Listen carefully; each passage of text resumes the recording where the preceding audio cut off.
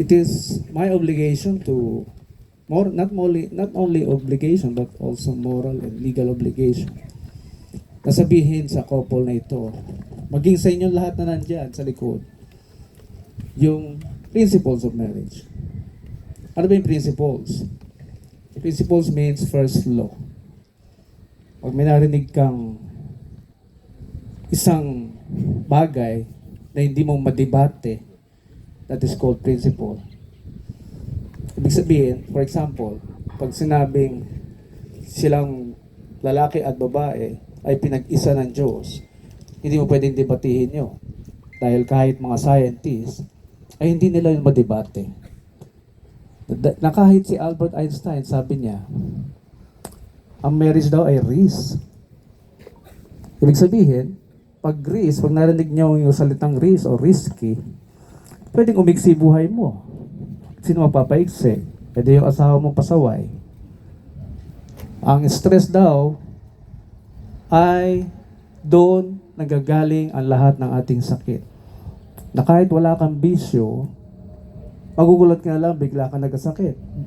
Bakit? Dahil sa stress na binibigay ng asawa mo. Anything na nagbibigay ng worry, pag-aalala, di ka makatulog, lagi kang nagigising ng madaling araw, lagi kang walang peace of mind, ay dahil po yan sa stress.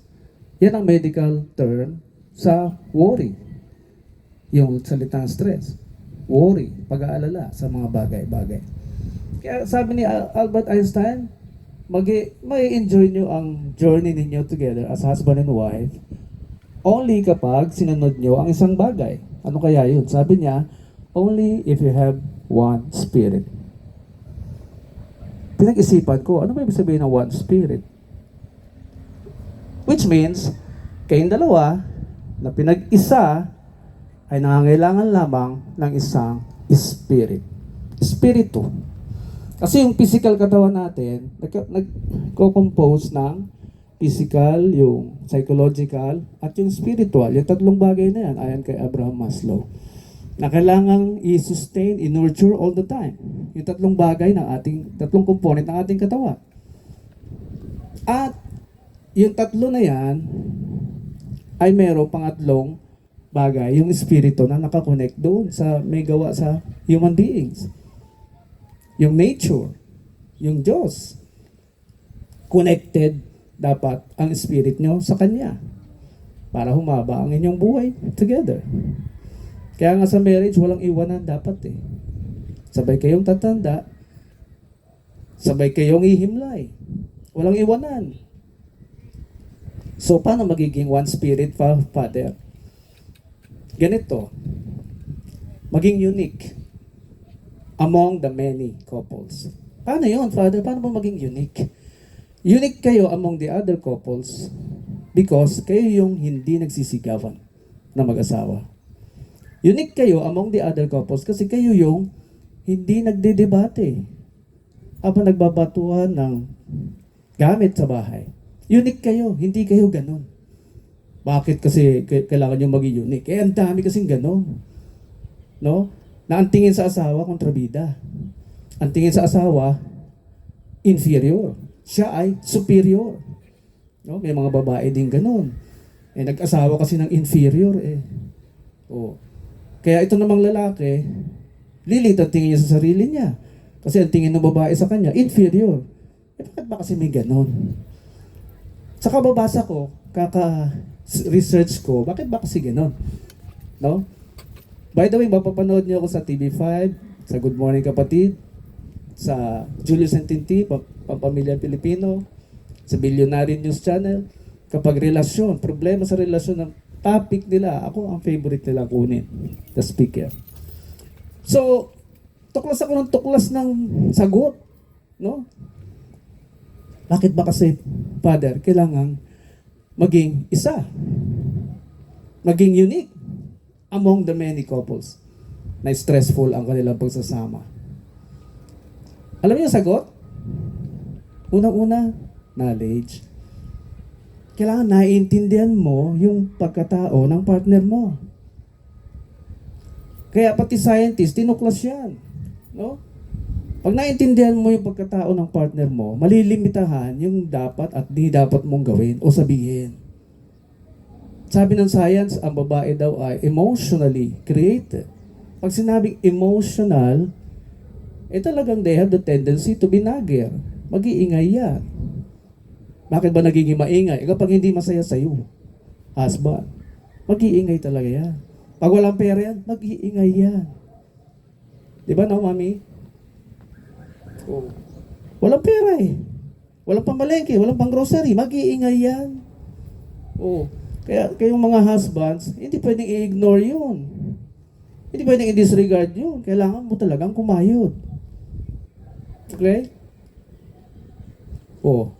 Bakit may pakiramdam kayo na pag pera nyo lang. At yung pera nila, pera nyo rin. Hindi pa nasasagot ng science yan. Alam niyo kung sino sumagot? Ang Bible. Andun sa chapter 1 hanggang chapter 2. Explain ko. Nung kinuha ng Diyos, yung first reading natin, nung kinuha ng Diyos yung isang rib mula sa katawan ng lalaki, hinulmahan, binuo ng Diyos yung bilang babae. Ano ibig sabihin nun? Pwede namang gawin ng Diyos, kunin din sa lupa ang babae, pero hindi niya ginawa. Kinuha niya sa katawan mo. Dinesisyonan mo yan na angkinin. That's why there's a feeling of ownership to one another. Because galing sa katawan mo dahil dinesisyonan mo. Hindi ka pinilit. May pumilit ba sa'yo mag-asawa ngayon? Dave? Wala. Hindi ka tinutukan ito? Hindi. Buti naman. Ikaw din, Rox. Hindi ka pinilit. Hindi ka tinutukan. Okay. So, wala namilit ha. Kusang low. So, bakit ginawa ng Diyos yung tadyang para maging babae? Para daw maintindihan mo na yung babaeng yan ay galing sa katawan mo. Anything na pangangailangan ng babae ay sagot mo. Pananagutan mo. And they expect in their mind and in their feelings to supply what they need. That's why, pag pera nila, pera lang nila. Because sagot mo lahat yung kailangan nila. Any violent opposition to that? Galing sa Bible eh. Oh. So, isa pa ang natural feeling na hindi nila mapaglabanan. Hindi nila inimbento, hindi nila ginusto. Alam niyo ba, deep in their hearts, kahit anong pagpapakyut ang gawin nila, they just want inside the home. Ay hindi stressful, hindi. Sila yung mag-organize ng bahay. Sila yung pag-uwi mo, heaven yung pagdating mo. Hindi yung uuwi ka ng bahay na ang ingay-ingay, ang kalat-kalat. Galit yung mga lalaki doon, ha? Mga husbands, mommy, ha? Mga wives, galit po ang lalaking umuwi sa bahay na magulo, maingay, at makalat. That's why nauso ang mga bar. Hinihintay nilang maayos muna yung bahay bago sila umuwi. O, gusto niyo ba yun? O, make your home like heaven. Para excited lagi si husband umuwi na maaga. Hindi na dadaan kung saan-saan. Pag stress ng trabaho, ah. Di ba, no, Dave? So, pagka napag-aralan mo yung mga bagay na yan, madali ang pagsasama. Hindi mo kailangan sabihin komplikado ang relationship. Kasi alam mo ang gagawin mo. Ganoon din sa mga babae, o pag napag-aralan nyo na yung personality ng husband nyo, yung kanilang nature, saka yung kanilang character, pag napag-aralan nyo na, ang daling i-handle ang mga sitwasyon. Yung husband ko, logically designed according to science. Pag sinabing logically designed, they speak according to what's on their mind. Logic. Laging may dahilan, may reason, at hindi kailangan sumigaw pag logical ang husband. Pag na-process yung critical thinking, hindi kailangan magsigaw-sigaw. Husbands? Sila naman, Dave, tandaan mo, because of their emotional nature, they speak according to what they feel. Magkaiba. Kaya pag naintindihan mo yan, ang dali i-handle ang inyong relationship sa bahay. Ito pa isa. Equality. Lagi nyo naririnig yan. Kailan pa nangyari equality? during Genesis chapter 1. Nung ginawa ng Diyos yung male and female, hindi pa yun mag-asawa ha. Nasa chapter 2 yung pagiging mag-asawa nila. Sa chapter 1, they were created equal. Parehong powerful, parehong may authority. Parehong pwedeng yumaman kahit hindi mag-asawa. Diba? Ang babae, pwedeng maging presidente or leader ng anumang kumpanya, senador, lawmaker. Meron ding power ang babaeng ganun. Pero nag-iba ang lahat sa chapter 2 nung sila ay mag-asawang bigla. Ano sabi ng Diyos sa babae? Rocks. Genesis 3, chapter 19. He will rule over you. Para hindi kayo magpatayan. Diba? That's the reason why kailangan ayusin ng Diyos yan kasi bigla kayo nag-asawa, kailangan bumaba yung isa. He will rule over you. And the problem comes kapag ang lalaki hindi nag-take over, hindi nag-take the lead. Hindi makapag-desisyon, hihintayin pa si mami. Hintayin si daddy, tanungin ko muna si mami, si daddy. Kung anong desisyon gagawin ko. Okay lang maging consultant ang parents, pero gawin mo naman sikreto. Huwag mo sabihin sa asawa mo yun. Nadidepress sila sa ganun, yung naririnig nila, ano ka ba, lalaki yung tao, hindi ka marunong tumindig sarili mong paa. O may insulto ka lang. Okay? Gawin mo sikreto, yung pagkonsulta. Ha? O lumilinaw na ba ang marriage sa inyo? Ha? Mag-explain pa ako. O, ito, testingin ko kayo. Sino naniniwala sa perfect marriage? Taas ang kamay. Wala. O, dyan pa lang, may problema na tayo talaga. Sabi ni Socrates, wisdom is the beginning of definition of terms. I-define mo yung word, maintindihan natin. So, define natin yung perfect. Baka doon pa lang, di natin naintindihan sa salitang perfect. Alam ba yung salitang perfect galing sa panahon, Middle Ages, na nag-iimbento yung tao, mga scientists, ng meter, inch, width, length. Noong panahon na na-imbento yung panukat, every time may gagawing design or produkto, may drawing muna yan eh. May drawing. So, halimbawa, furniture. Do drawing muna yan, may sukat-sukat yan. So, pag nasunod na sukat, lumabas yung produkto, partner na sila, magka-match, they call it perfect. Ano sabihin ng perfect? Nasunod ang design ng produkto according to the drawing, the specifications. Kahit nga yung gown na suot-suot nyo, may drawing din yan, may sukat din yan eh. Because hindi yan gagawin on a trial and error basis. Sayang time, sayang oras, sayang materials, sayang pera. Naintindihan yung salitang perfect. Puntahan natin sa salitang marriage. Marriage is from the word gem, which means precious stones. Pag sinabing precious stones, pwedeng gold, silver, diamond. Paano ba yan nabubuong gold, silver? Kinokolekta lang yan eh. Di ba? Kinokolekta yan. Nahuhulog yan from the di naman earth, ano? So from the air. Nahuhulog yan. Galing sa mga bituin. Okay? So kinokolekta nila yan. Yung process ng purification, mapapanood niya sa YouTube. Try nyo panoorin. Ano ang inaalis doon? Mga dumi, water elements, mga alikabok, hanggang sa maging pure. Pag naging pure na yan, syempre dinadaan yan sa pressure, no? Heat. Pag naging pure na yan, ano na siya? Mataas na yung value. Kaya sa mag-asawa, habang nagtatagal kayo magsama, dapat nawawala na yung masasamang ugali. Habang nagtatagal kayo magsama, nawawala na yung bisyo dahan-dahan. Habang nagtatagal kayo magsama, hindi ka na maldita. Natutuwa ba ang lalaki sa maldita asawa? Sagot ng sagot? Kontra ng kontra? Ha, Dave? Hindi, ano? So, yan po ang perfect marriage. Kasi may sarili ng design ang marriage bago po tayo panganak. Wala tayong choice kundi sumunod lang doon sa design ng marriage yung sinasabi. Anong design ng marriage? Husbands, love your wives and do not be harsh to them. Kaya naman pala bawal maging harsh sa mga babae kasi they are created to be emotional. Hindi ka pwede maging direkta sa iyong asawang babae kahit nasabihin mong totoo. Hindi ka pwede maging direkta na sabihin sa kanya nga alat naman ng luto mo. Hindi na magluluto yan. Kasi first impression mo kagad maalat. So, you must know, husbands, how to speak to your wife nang hindi direct. Kasi nga hindi siya pwede maging harsh eh. Hindi ka pwede maging harsh sa kanila eh. Bawal eh. Oh. O sa mga lalaki naman, ladies, wives, submit and respect your husbands. Hindi yun optional.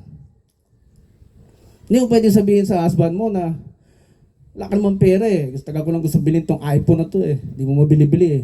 Malaking insulto yun sa lalaki ha. Baka di ka nakausapin yan. Oh. What else? Ano pa yung mga bagay na nagagalit nyo? Yung sabihin nyo sa kanila malaki sahod mo kaysa sa kanya. Ay, malaking insulto yun. Bawal mag-disrespect sa husband. Ano pa yung kinagagalit nyo, sir? Salita na kayo. Charge nyo to. Wala akong kinagagalit eh. Wala. Ibig sabihin, Tumatahimik na lang ako. oh.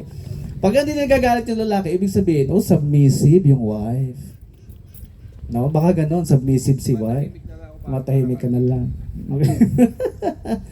So, ganun po ha. Yun po yung design ng marriage. Pag-aralan yung bawat isa. Kasi naman, bakit kailangan pag-aralan yung bawat isa? Dahil tapos ka na pag-aralan ng sarili mo. At maintindihan niya, sa sinabi ni Jesus Christ, tinanong siya, ano po yung pinaka-greatest commandment? Dahil ang daming commandments, sabi niya, binigay lang niya 2. Ano yung una? Love the Lord thy God with all your heart, with all your mind, with all your soul. And the second is like unto it. Sabi niya, love yourself or love thy neighbor as thyself. And remember, it's a 3 process. Loving God, loving yourself, loving your neighbor. Ibig sabihin, may proseso po yan pinagdadaanan. Matututo ka lang magmahal ng neighbor kapag natutunan mo na mahal sarili mo. Pag nakumpleto ka na. Kaya kapag di ka pa kumpleto, bigla ka nag-asawa, problema yan. Bakit? Yung kalahati, nandun sa asawa mo, mawala na lang konti, nahanap mo, nagalit ka na. Nasaan ka na? Ba't di ka napapaalam? Unlike pag buong-buo ka. Ay, naku, sige. Magloko ka dyan. Buong-buo ako. Kaya kong tumayo, sarili kong paa. Mahal na mahal ko sarili ko. Hindi ko gagawa ng stupid things that will hurt myself or others. Yun ang epekto kapag fully love yourself ka na. Pag nandun ka na sa stage na yon. Kaya huwag ka magmamahal ng neighbor kapag hindi pa fully charged ang sarili mo. Hindi ka pa 100% fully charged. Kasi babalik-balikan mo yung kulang sa'yo. At ang mentality mo, nasa wife mo, nasa husband mo, yung kulang sa'yo. Kaya kung di ka pa tapos magmahal ng sarili mo, ituloy mo lang. Kahit na nag-asawa na kayo. Tuloy mo lang. Habang sinusupply mo naman yung needs ng asawa mo. Makakasurvive pa rin. Basta malaman nyo lang ito. Masusurvive nyo ang marriage. At ang pinaka-challenging dyan is to reach 25 years. Mark Twain, philosopher, American scientist also, you will never understand marriage until you reach a quarter of a century, which is likened into a silver. And the next challenge is gold. 50 years. Kaya walang iwanan. Talikuran na lahat ng bisyo. Dahil yan ay pagpapasaya sa sarili, yung bisyo. Bawal na yan sa marriage. Ayon sa Article 1 ng Family Code. Bawal na. Hindi na subject sa ating terms and conditions ang marriage. Sa mga nag-aral ng law, balikan niyo. Not subject to stipulations, which means your terms and conditions. Na mga terms and conditions mo na binibitbit mo sa marriage at sinasabi mo sa asawa mo, nag-asawa ka ng maldita, magtiis ka, bawal na po yan. Nag-asawa ka ng sugarol, magtiis ka, bawal na po yan. Intindihan niyo na po. Taas uli ng kamay, naniniwala na ngayon sa marriage. The perfect marriage. Yung nakakaintindi na, taas uli ang kamay. Ayon sa aking explanation. Wala pa din.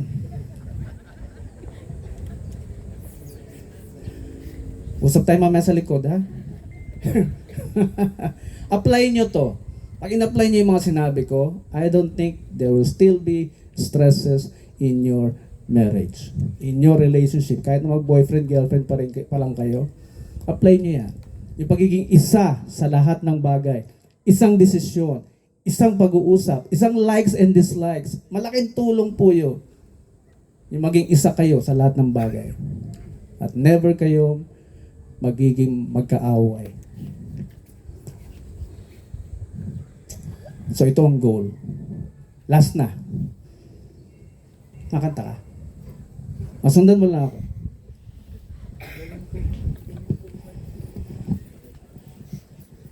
Sundan mo lang ako.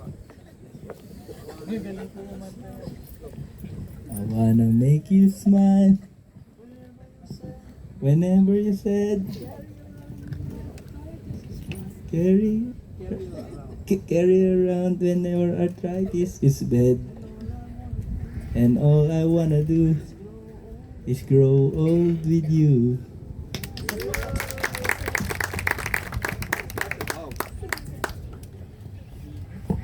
So yan ang goal nyo ang dalawa, ha? Walang iwanan. Ang pasasayain mo na, tapos ka na magpasaya sa sarili mo, ang pasasayain mo na ay sino? Asawa mo. Tapos ka na magpapasaya sa sarili mo, Rox, ang pasasayain mo na ay sino na? Asawa mo na. Malinaw po yan, ha? Apply that. At makikita nyo yung magic ng marriage. Huling hirit na lang. Meron kami mga seminar na binibigay sa mga mahihirap na lugar, mga squatters, no? Ang kulang lang naman sa kanila ay tamang edukasyon talaga, no? To survive economically and maging successful sa buhay. So sinusuyod namin yan. Nagtayo po kami ng foundation, yung BCIDP Palad ng Diyos Foundation. Namimigay kami ng mga food packs, delata, may feeding program din. Kailangan namin ng tulong nyo. Suporta po. Pag-ikot po ng basket, please, share your blessings para mabawasan yung poverty level at yung ignorance sa bansang ito. Salamat po ng marami. And congratulations to the both of you. We will now proceed.